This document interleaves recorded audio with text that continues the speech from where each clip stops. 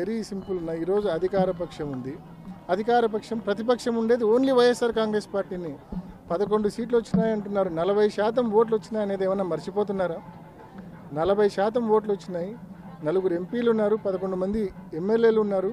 నిజంగా ఈ ప్రభుత్వానికి దమ్ము ఉంటే, ధైర్యం ఉంటే, ఈ ప్రభుత్వానికి ప్రజల గొంతు వినే ఉద్దేశం ఉంటే, నిజంగా నిజాయితీతో ప్రజల గొంతు వినే ఉద్దేశం ఉంటే వైఎస్ఆర్ కాంగ్రెస్ పార్టీకి ప్రతిపక్ష హోదా ఇవ్వాలా.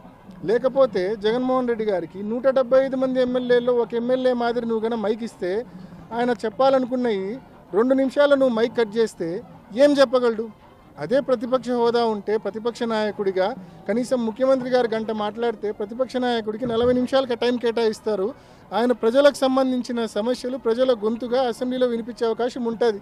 ఒక ఎమ్మెల్యేగా వినిపిస్తే 2 నిమిషాలు కూడా సమయం మీరు వెంటనే బెల్లు కొట్టి కూర్చోబెడతారు. ఏం లాభం? దానివలన అసలు సమస్యలు అసెంబ్లీలో రిప్రజెంట్ చేసే అవకాశం కూడా ఉండదు. ఇది నిజంగా జగన్మోహన్ రెడ్డి గారిని అవమానం చేసినామని చంద్రబాబు నాయుడు గారు కానీ, స్పీకర్ కానీ, డిప్యూటీ స్పీకర్ గారు కానీ అనుకుంటున్నారు. కానీ ప్రజలను అవమానపరుస్తున్నారు వీళ్ళు. 40% మంది ఓట్లు వేసినారు వైఎస్ఆర్ కాంగ్రెస్ పార్టీకి. ప్రజలు గొంతుగా వైఎస్ఆర్ కాంగ్రెస్ పార్టీ పనిచేస్తూ ఉందని చెప్పి వాళ్ళు భయపడి ప్రజలు మనకు ప్రతిపక్ష హోదా ఇవ్వడం లేదు. సో వీళ్ళు బేసికల్గా జగన్మోహన్ రెడ్డి గారిని కాదు అవమానం గురి చేసేది, ప్రజలను అవమానిస్తూ ఉన్నారు ఈ కూటమి ప్రభుత్వము, ఈ స్పీకరు, ఈ డిప్యూటీ స్పీకరు.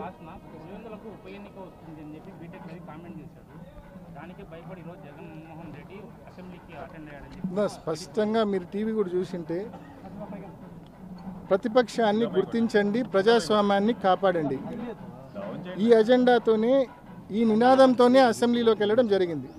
ప్రతిపక్షాన్ని గుర్తించండి, ప్రజాస్వామ్యాన్ని కాపాడండి. మనమల్లా కోరేది ప్రతిపక్షాన్ని గుర్తించి ప్రతిపక్ష హోదా ఇమ్మని చెప్పి అడుగుతూ ఉన్నాం. ఇస్తే అసెంబ్లీకి జగన్మోహన్ రెడ్డి గారు ప్రతిపక్ష నాయకుడిగా పోతే వీళ్ళకి ఏ రకంగా సినిమా కనిపిస్తుందో అందరికీ తెలుసు. వీళ్ళకి ఏ రకంగా, ఎందుకంటే ఒక్క హామీ అమలు చేయలే. ఆయన మొదలు పెడితే ఇంకా వీళ్ళు సమాధానం చెప్పాల్సి వస్తుంది. వీళ్ళ దగ్గర సమాధానం ఉంటే కదా, అసలు ఆన్సర్ ఉంటే కదా వీళ్ళ దగ్గర.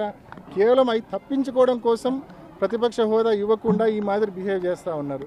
అంతేకాకుండా నిజంగా ఉప ఎన్నిక అంతగా ముచ్చటపడితే, ఇంత భయంకరమైన కూటమి గాలిలో కూడా 65,000 ఓట్ల తేడాతో ఆయన రవి అనే వ్యక్తి ఓడిపోయినాడు. ఇంత భయంకరమైన కూటమి గాలిలో ఈ 9 నెలల్లో ఇలా పరిపాలన చూసినాక ఈరోజు నిజంగా అంత ముచ్చట ఉంటే, అంత నిజంగా అంత కోరుకునేట్టుకుంటే, పులివెందుల కావచ్చు, లేకుంటే కుప్పం కావచ్చు, మంగళగిరి కావచ్చు, పిఠాపురం కావచ్చు, 4 చేద్దాం. పట్టండి, 4 చేద్దాం, చూసుకుందాం, 4 చేద్దాము. 4 ఈ 9 నెలల ఈ ప్రభుత్వ పాలనకు రెఫరెండంగా, సూపర్ 6 అమలుకు రెఫరెండంగా ఎన్నికలని చెప్పి ప్రకటిద్దాం 4 నియోజకవర్గాల్లో. చూస్తాం మరి ప్రజలు ఏం తీర్పిస్తారు. ఊరికే కాకమ్మ కబుర్లు, దద్దమ్మ మాటలు నిజంగా మాట్లాడకూడదు. చేతనైతే గన పథకాలు అమలు చేయాలా, చేతనైతే ప్రతిపక్ష హోదా ఇచ్చి ప్రజల గొంతు వినాలా. ఇవేమీ చేయకుండా ఊరికే కల్లిపల్లి మాటలు, టైంపాస్ మాటలు మాట్లాడకూడదు. గవర్నర్ గారు ప్రసంగిస్తున్నప్పుడు గత ప్రభుత్వంలో ఉన్న నాయకులు, వారి సభ్యులు చాలా హుందాగా గవర్నర్ గారు ప్రభుత్వం తరపున ఆయన సందేశాన్ని తీసుకెళ్తున్నప్పుడు వారు చేసింది ఏమాత్రం సబబుగా లేదు. గవర్నర్ గారు గత 4 రోజులుగా ఆయన ఆరోగ్య పరిస్థితి బాగా లేకపోయినా కానీ, కంటిన్యూస్గా తీవ్ర జ్వరంతో బాధపడుతున్నప్పటికీ కూడా ఆయన ప్రత్యేకించి వచ్చి ఆయన ఈ రోజుని చాలా ఘనంగా, చాలా బలంగా ఈ మెసేజ్ని ఇచ్చినందుకు ముందుగా గవర్నర్ గారికి మా ప్రత్యేక ధన్యవాదాలు. గవర్నర్ గారి ప్రసంగంలో వైసీపీ అగ్రనాయకత్వం కానీ, సీనియర్ నాయకులు కానీ, వారి ఎమ్మెల్సీ సభ్యులు కానీ గవర్నర్ గారి ప్రసంగం పత్రులు చించేయడం కానీ, లేదంటే వారు ప్రత్యేకించి డిమాండ్ మాకు ప్రతిపక్ష హోదా ఇవ్వాలి అనేది చాలా బలంగా మాట్లాడుతూ వచ్చారు. ఇది అడిగితే వచ్చేది కాదు, అది ప్రజలు ఇస్తేనే వస్తుంది. బేసిక్గా ఒకటి హైయెస్ట్ మెజారిటీ ఎవరికి ఉంది వాళ్ళు ప్రభుత్వం ఫామ్ చేస్తారు. వాళ్ళకంటే నెక్స్ట్ స్టేజ్ ఎవరికి ఉంటే వాళ్ళకి ప్రతిపక్ష హోదా ఇస్తారు.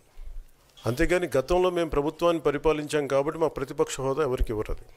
కనీసం జనసేన కంటే కూడా 1 సీట్ ఎక్కువ వచ్చినా కానీ వాళ్ళకి ప్రతిపక్ష హోదా దక్కేది.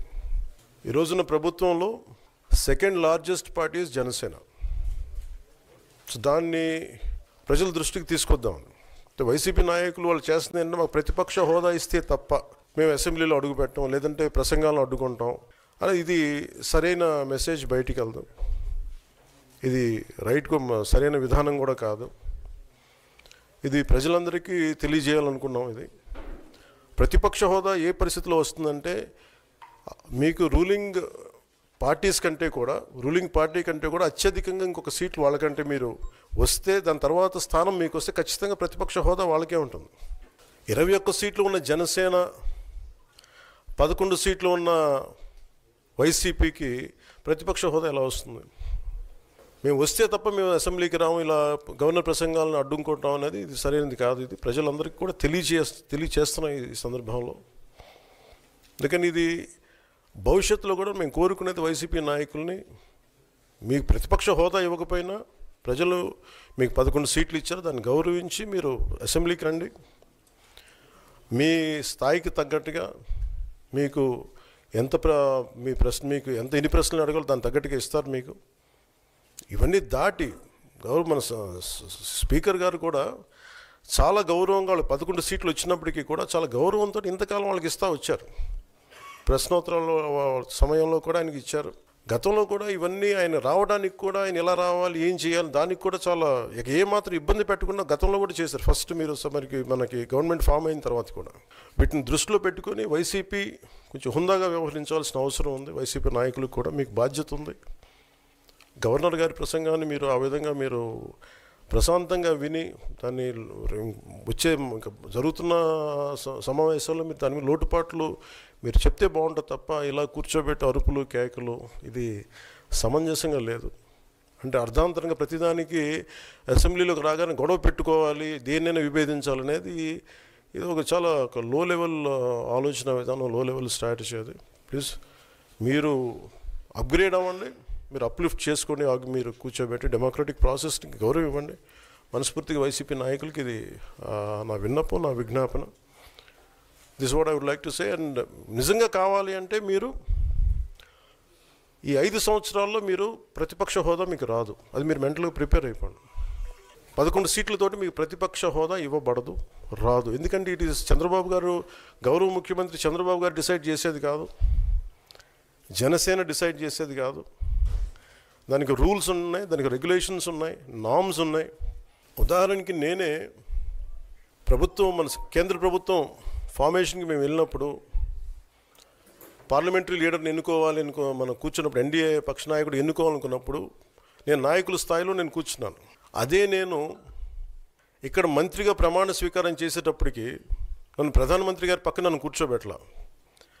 నేను డిప్యూటీ సీఎం అయినప్పటికీ కూడా అది మంత్రి హోదానే కాబట్టి తిరిగి నన్ను మంత్రులందరూ పక్కనే కూర్చోబెట్టారు తప్ప ప్రత్యేకంగా నన్ను అక్కడ కూర్చోబెట్టలేదు. They are very specific rules and regulations నడుస్తాయి. ఉదాహరణకి పొద్దున కూడా స్పీకర్ గారు ఎదురొస్తే, నేను అసెంబ్లీలోకి అడుగు పెడతా ఉంటే స్పీకర్ గారు ఎదురొచ్చారు.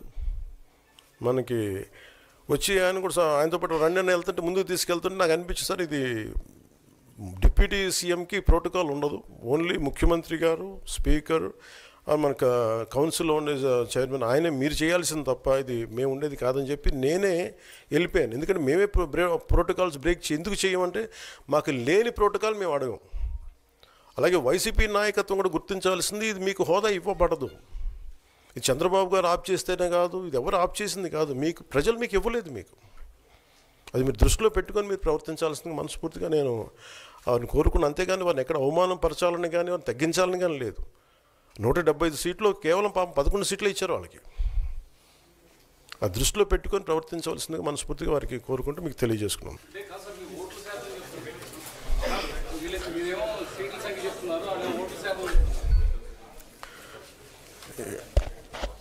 ఫస్ట్ అప్పుడు ఏం చేయాలంటే సార్, అప్పుడు జర్మనీకి వెళ్ళిపోవాలండి. ఇప్పుడు జర్మనీలో ఏంటంటేనండి, నేను జర్మనీ రిజల్ట్స్ కూడా ఏదో వచ్చినాయి చూస్తా ఉన్నా. ఎలక్షన్స్లో 25% వచ్చిన హైయెస్ట్ పర్సంటేజ్ ఆఫ్ వచ్చిన ఓటుకి ఇన్ని ఎంపీస్, ఇంత అసెంబ్లీ స్థానాలు ఉంటాయి వాళ్ళకి. 5% మించి తక్కువ వస్తే 5% ఓట్లు మిగతా వాళ్ళు పంచుకుంటారు. మనకు అలాంటి బెనిఫిట్ మనకు లేదు కాబట్టి మన రాజ్యాంగంలో లేదు. వాళ్ళు మంకు పట్టు పడితే they are free to go to Germany. Thank you.